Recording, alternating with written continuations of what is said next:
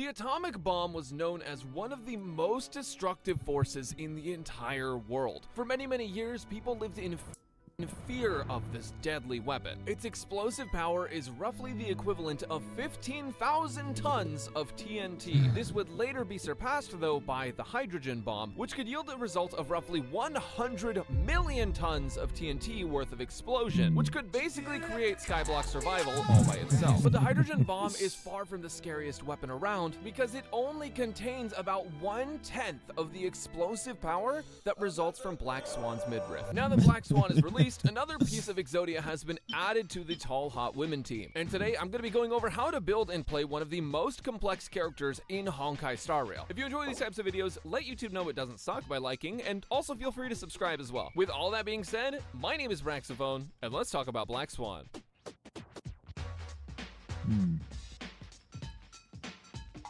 Well, Kid Moon Girl is hard and easy to understand at the same time. It's hard to understand her kit since it's the most convoluted thing in the entire game, but it's easy to understand why you ended up on all fours. Because her kit is longer than a Yu-Gi-Oh card in 2024, I'm just gonna leave this here so that you can pay attention. Oh my Black God. Swan's basically a damage over time nuke, meaning that she has damage over time that makes an enemy explode on their turn, which is relatable because when I see Black Swan, I also explode. Her dot is called Arcana, and it stacks with itself to deal more damage up to 50 stacks. Think of it like Bro, how can you hate this guy? How can you hate Brax, bro? This guy's hilarious. STDs. It can't be removed or cleansed even when the boss phase changes, and it ignores resistance to debuffs while counting as a wind shear dot. Your goal is to give every enemy. Damn, what happened there? And it ignores resistance to debuffs while counting as a wind shear dot. Your goal is to give every enemy on the other side STDs, or stackable talent damage. Her talent goes into even more detail, so I'll just go ahead and leave this here too. Oh Every time an enemy takes damage over time, they have a base chance to get Arcana, and when you have 3 or more Arcana You know, it's funny. It's actually working. stacks and it triggers, it'll hit adjacent enemies as well. If you get up to 7 stacks, it ignores 20% of defense, which is canon, by the way, because I would also let Black Swan infiltrate my defenses on cooldown. With one of her traces, she allows friendly units that trigger a dot to add more Arcana stacks up to 3 times per attack. And what's awesome is things like Kafka skill and Sambo E4 don't reset the Arcana stacks on an enemy, so you're able to trigger dots and dish out a ton of damage with those characters without resetting anything. Another trace that she has gives her partial effect hit rate to damage conversion, which basically just means that she doesn't have to have split scaling issues and she can hit massive damage. And the only thing funnier than massive exploding wind damage is whatever this is. So now that you sort of know how Arcana works, I can actually start talking about the character. Her basic attack is actually the most complex basic attack in the game, so let's just...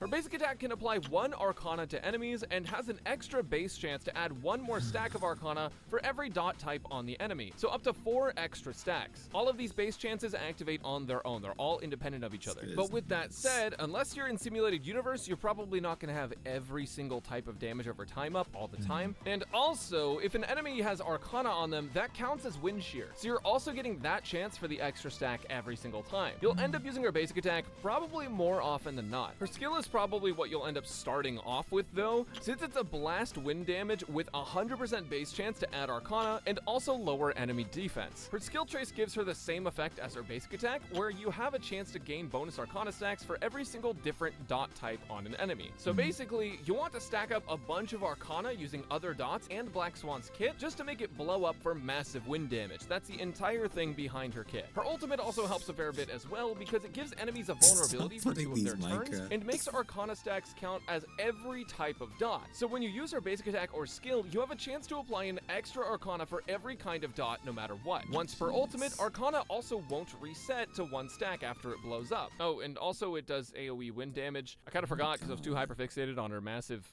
personality. Lastly, her technique applies Arcana stacks and keeps applying an Arcana stack until it fails to add one. This girl got a lot. It's only been 4 minutes, and she has like so much going on for her. Holy smoke, what's the other minutes for?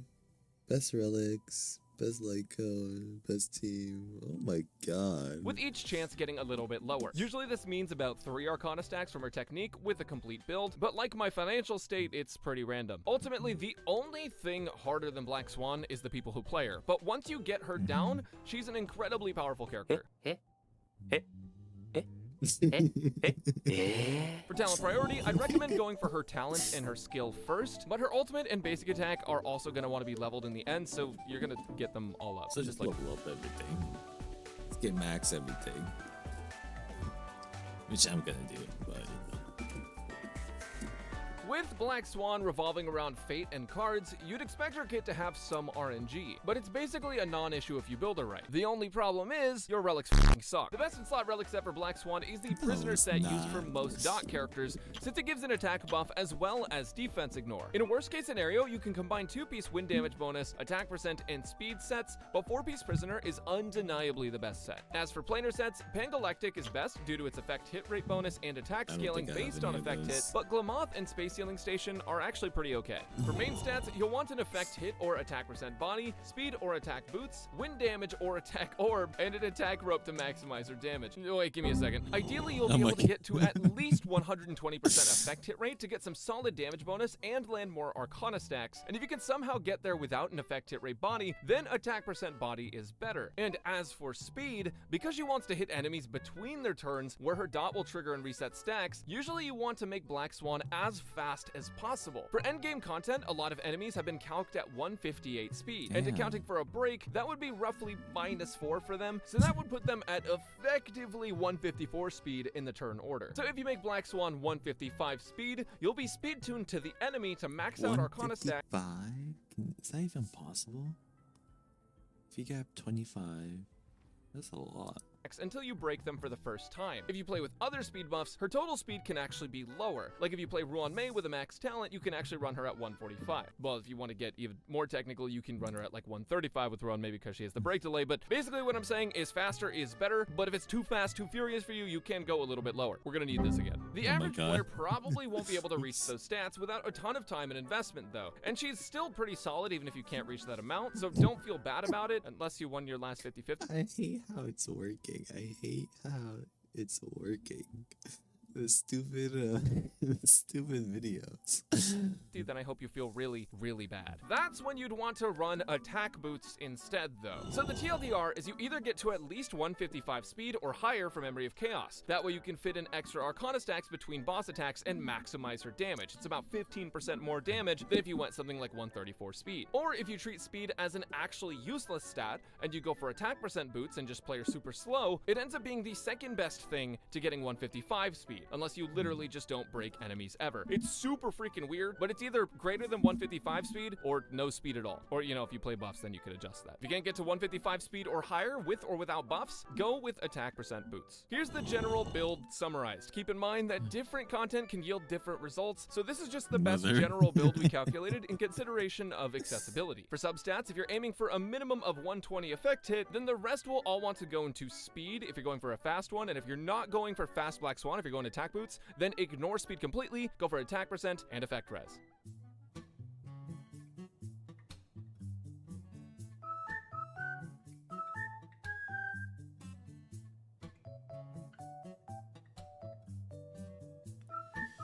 When you reach Ishgard and unlock the Astrologian job, all you'll need is a shiny new weapon. Light cones are basically cards, and Black Swan can use a lot of them. And for once, you don't just lose for not being in patch 1.1 when they gave out that free Silver Wolf light cone. Congrats. This truly is a win for PS5 players. Of course, her best in slot is her signature, and like my Overwatch teammates with paint chips, I would put that in my mouth. It gives effect hit rate, attack percent, and defense ignore, so it's really strong overall. But as you're playing the Memo Keeper of the Garden of Recollection, maybe you should recollect how much money you have in your bank account before you pull for this goddamn light cone. Incessant Rain is pretty solid on her for its bonuses. The brand new free-to-play craftable light cone, its showtime at S5, basically trumps all the other 5-star light cones that weren't already listed. Good Night and Sleep Well also does that at S5, but it's not as free-to-play friendly. Rat Light Cone is also great at S5 because the effect hit it gives makes Black Swan a lot easier to build, and also opens up some flexibility to attack percent body as well if you already have good effect hit substats. In the Name of the World is also great at S1. S5 Tutorial actually works to give her energy due to her defense debuff on her skill, though it's not super necessary to build her for ult up time in comparison to other characters. Solitary Healing is also good at S5, but there's better 4-stars for her, so I wouldn't really opt for it here. And lastly, if you have a high superimpose for mana, that's fine too, but like I said, the new craftable is just going to be better for her. Here's her light cones ranked on a sheet, and just once again, keep in mind that it all depends on the number of enemies, type of content, etc., but this is a good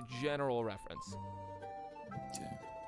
Dude, this guy has like did his research a lot. Team selection. I'm actually curious about this one. I know she's good with Kafka, but that's all I know. It's about 3 a.m. in the goddamn morning, and I've downed a liter of coffee, so let's do this. Black Swan is a dot character, and she wants to play with other dot units. That's it. That's the whole thing. Congratulations, team guide done. No.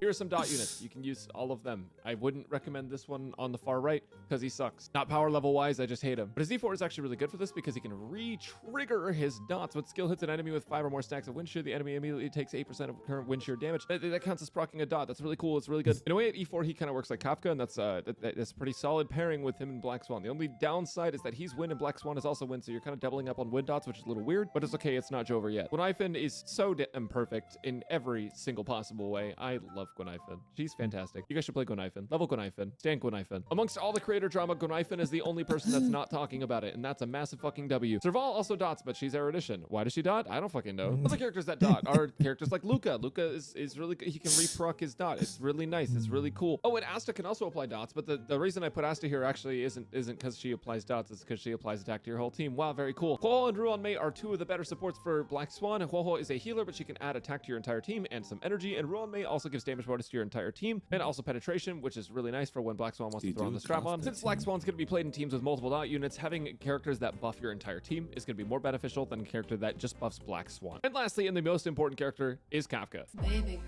girl. Kafka enables every single dot team in this entire goddamn game. In the entire Star Rail verse, she is literally the most important character for dot teams, and Black Swan's debatably like one of the most important characters for dot teams because she does really big dot damage, and Kafka can just proc all of the dots and that make you do more damage, and more damage is really good because more damage means you kill things faster, which is awesome. It's the entire goal of the game. Now, can you play Black Swan without Kafka? This is actually a really important question that I want to answer as quickly and as succinctly as possible because team sections usually take about 15 fucking minutes because I don't really know why. I just talk way too goddamn much. Black Swan is a strong enough dot character to be played with other dot characters and still make a decent time on like the hardest content in the game. And you can just play her with 2 other dot characters and a healer, or you can play with another dot character and Ruan Mei or something like that. But Kafka massively increases dot team's damage, and just due to the fact that she can reproc dots like so consistently, makes her definitely one of Black Swan's best pairings, and I would highly recommend playing Kafka with Black Swan if you have her. If you don't, you can still play Black Swan, but ultimately the Black Swan SC wants the Kafka C.